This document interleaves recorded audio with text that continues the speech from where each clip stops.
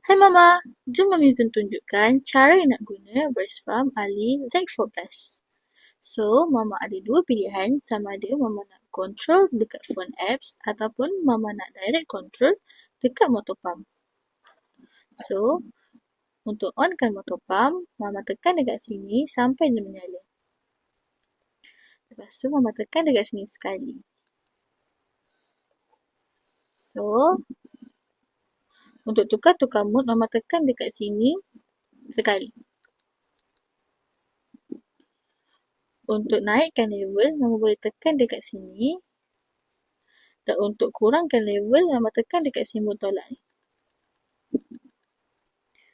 Yang pertama sekali, kita akan guna mode massage. Mode massage ni Mama boleh guna dalam 2 minit ataupun lebih. Selepas guna mode massage, Mama boleh tukar ke mode seterusnya iaitu mode expression. Mode expression ni Mama boleh guna dalam 15 minit. Selepas 15 minit, Mama boleh tukar ke mode seterusnya iaitu mix mode. Mix mode ni adalah gabungan massage dan juga expression.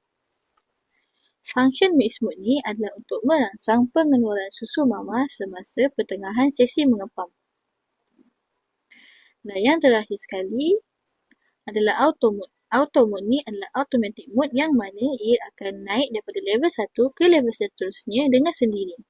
Mama boleh juga postkan motor pump dengan tekan dekat sini sekali. Kalau Mama nak start semula, Mama tekan dia lagi sekali. Dua ni adalah menunjukkan level yang tengah Mama gunakan sekarang. 01 ni adalah menunjukkan berapakah masa yang Mama telah onkan motor pump. Dekat sini ada battery indicator. Kalau full bar, dia 3. So, kalau anda kata bar ni dah menunjukkan 1 bar ataupun dah kelip-kelip pada 1 bar, Mama perlu charge dengan segera. Untuk offkan motor pump, Mama tekan dia dekat sini lama-lama sampai dia mati. Ataupun dia akan switch off dengan sendirinya selepas 20 minit.